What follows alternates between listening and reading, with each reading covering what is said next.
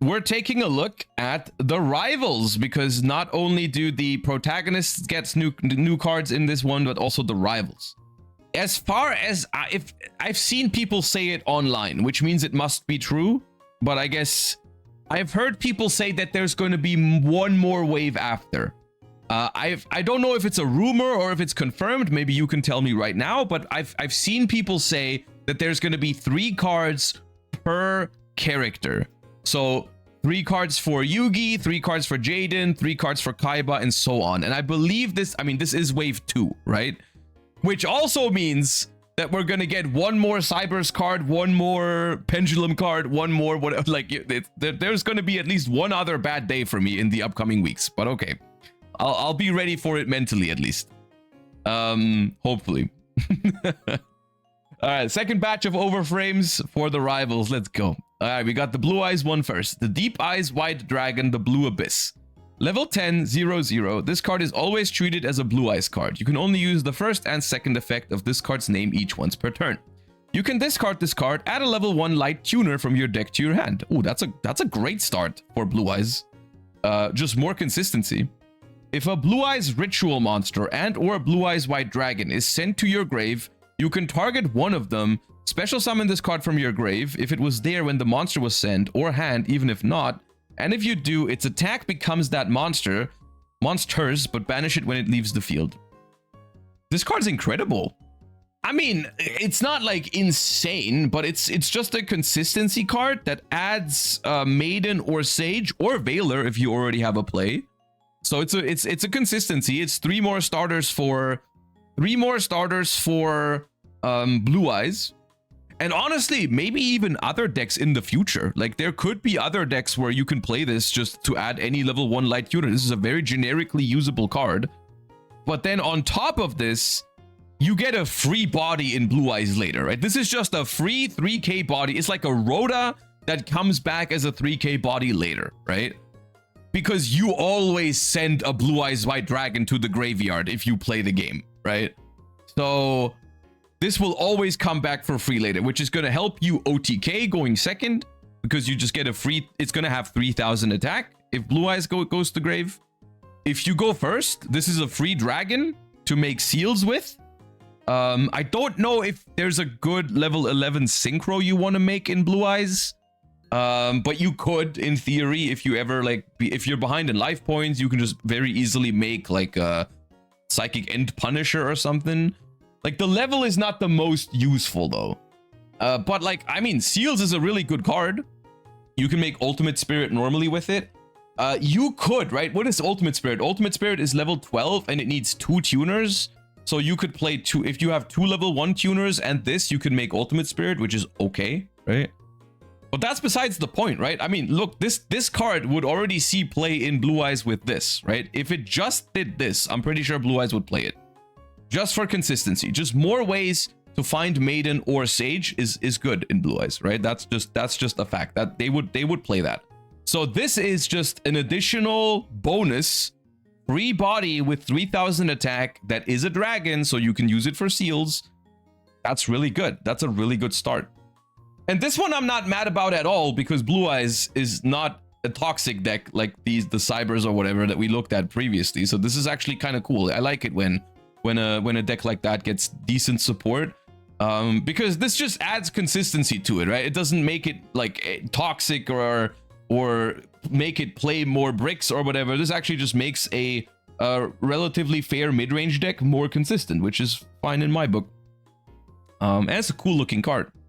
All right, Future Fusion Nova. Continuous spell. You can only activate 1 card with this card's name per turn. When this card resolves, fusion summon a Light Machine Fusion from your extra deck, using monsters from your deck, including Cyber Dragon. Also, for the rest of this turn, after this card resolves, you cannot special summon except machines. Also, you cannot attack except with the summoned monster. If this card leaves the field, destroy that monster. If that monster is destroyed, destroy this card. Ooh. Hold, this card is insane, isn't it? This card is completely absurd, no? Read it again. Fusion summon a Light Machine Fusion from your extra deck using monsters from your deck, including Cyber Dragon. Needs a Cyber Dragon. You say that as if people weren't willing to play like one Cyber Dragon in their deck as a target for this, bro. People were doing that 11 years ago with Brilliant Fusion and Garnet. If you can send like an insane target for this, then people would do that. But it's also just a crazy card for Cyber Dragon. Like, whether you can splash this in other decks immediately is besides the point, but like this is just a crazy good card for Cyber Dragon. And Cyber Dragon is also getting other support. Send your whole deck. I don't think you can do that because you can't make Chimera Attack over Dragon with this because that's a dark monster. You have to summon a light machine. So like what are the most likely fusion targets for this? Like which one lets you send like any machine from deck to grave? I'm sure there is something that says like Eternity. Okay, hold up. Cyber Eternity. Cyber Eternity Dragon is, yeah, okay, that's got to be good in some way, guys. This card's requirements is Cyber Dragon and 2 machine monsters. This is basically Foolish Burial for 2 machines that summons this thing. Like, okay, if you're going second, you probably can't OTK your opponent if you do this because you can only attack with this, which is definitely an important and fair restriction that this card 100% needed. But like that's going to be a starter for a lot of decks. You are going to be locked into machines, but if you have a few machine, your opponent cannot target this card, also can be destroyed. If this fusion summon card is sent to the grave by an opponent's card, special summon a Cyber Dragon from hand, deck, or grave, banish this card from your grave. This turn, your opponent cannot target fusion monster with card effect. Okay, it's not the craziest effect on this card. It's not great, but like you're gonna send any 2 machines from deck to grave. There's decks that are gonna have value for that. 100% you can do something with that. That card's good. That card is definitely good in Cyber Dragon, and it's gonna have other ways to be used as well. Really strong card. Red Dragon Archfiend's Chain. Continuous Trap. You can only activate 1 card with this card's name per turn. You can activate this card the turn it was set by revealing a Red Dragon Archfiend in your extra deck. Ooh, so it's usable going second. Activate this card by revealing any number of monsters from your hand, then target effect monsters your opponent controls equal to the number of tuners revealed, +1. They lose 100 attack for each card revealed. Also, their effects are negated. If the last of those monsters is not on the field, destroy this card. It's a shitty Dark Ruler no more. In some ways, yes. But it would be a Dark Ruler no more that you can at least use going first. It is searchable because it mentions Red Dragon Archfiend. My mind, though, immediately went in the direction of this is it's not bound to the Red Dragon Archfiend deck, right? You could play this in any deck. It's a very generic card. Even if you don't even have tuners in your hand, it would be because the way it works is you can reveal any number of monsters in your hand, but you only negate effect monsters up to the number of tuners +1. But that means if you have no tuners in your hand, you can still do 1 because that's 0 + 1. You can negate 1. And then if you play like Ash Blossoms and stuff, you can make that 2, or with Whaler or whatever, you know, like if your non-engine just happens to be a bunch of tuners, it could turn into like negate 2 or negate 3. It still, as a generic card, doesn't strike me as super good, but it's not terrible. It's not terrible because you can use it going first and going second, so it's not the worst card in the world. I don't know how good it is for Red Dragon Archfiend, because I know Red Dragon Archfiend already has searchable traps, and I don't think you want to play even more. So at best, this would be replacing, like, I don't know, Red Zone or whatever else they have, right? Maybe they cut one of the other traps to fit this one instead, which is going to make the deck like marginally better. It's a cool card though. It's fine. I don't think this one's like when I see a continuous trap, basically what I'm trying to get to is when I see a new continuous trap card, I'm afraid, okay? I'm scared. And then I read it and I'm like, okay, you know what? It doesn't suck.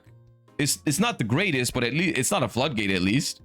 And I can see some uses for it. So that's fine in my book. Well, that's okay. Because, you know, in some worlds, this can be a really... Because this also negates forever, right? It's a continuous trap that stays until all of the monsters are gone. So if you ever manage to, like, negate a bunch of them, they could get small, right? Like, you can reduce everything by, like, 400 or 500 if you have, like, a lot of monsters in hand. Negate all their effects and then, like, clear the board that way. It's an interesting card. All right, Galaxy Defense Robot Orbital 7. Light Machine Effect. Level 8. You can only use the first and second effect of this card's name each once per turn. You contribute this card from your hand or field, take one Photon monster and one Galaxy monster from your deck, add one of them to your hand, send the other to the grave. Also, you cannot special summon for the rest of this turn except light monsters. I'm not an expert at Photon and Galaxy, but that's gotta be good. That's gotta be a good effect. If a Galaxy Eyes monster is special summoned to your field, you can special summon this card from your grave, but banish it when it leaves the field. This card feels custom. I can't tell you exactly how custom because I haven't played Galaxy Photon in ever. But it seems really strong.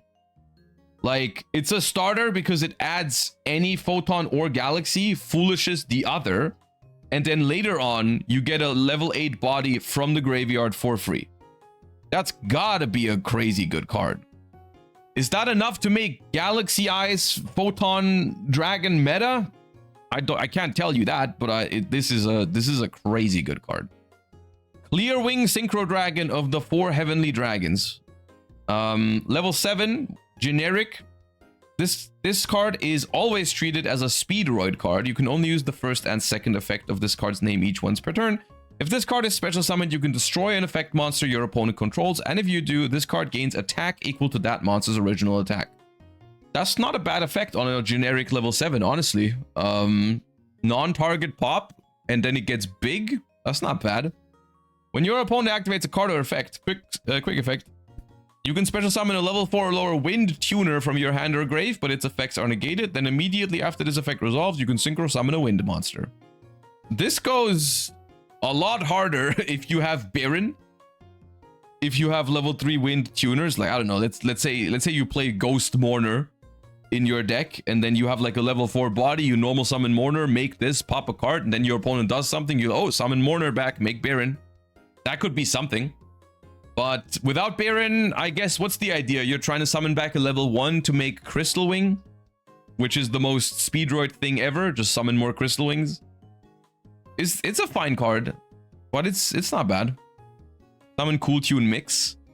Yeah, but like, this is not a tuner, so Cool Tune can't summon this when they're locked, which they should be locked basically all the time, right?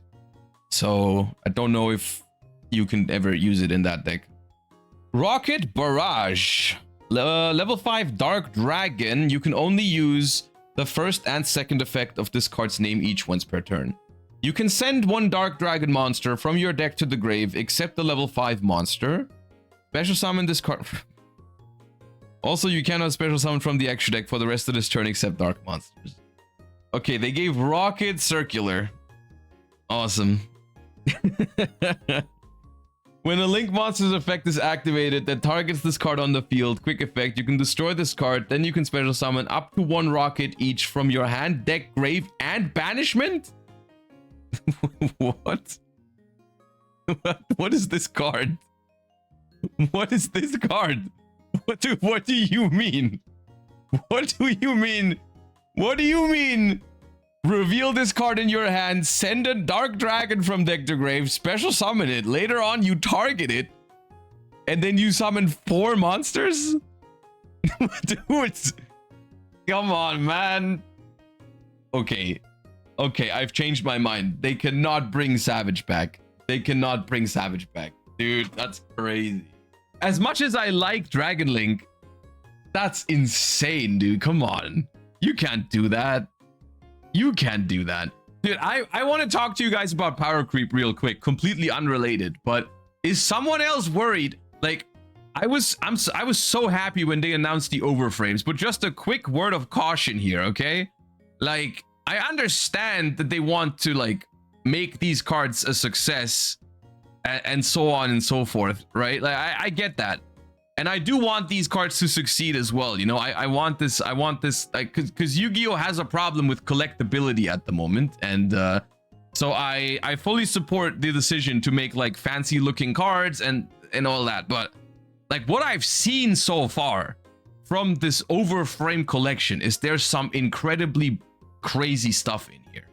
Like we've seen we've seen what like even one broken card can do to a deck. Look at Habakiri. Like, look at what Habakiri has done to Mitsurugi in terms of its power level.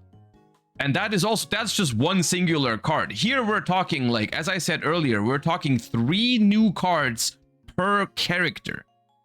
We're talking 3 new cards for Yugi, for Jaden, for everybody. And some of these feel very overtuned already. And I was very happy with what happened in 2024 in terms of like archetype design.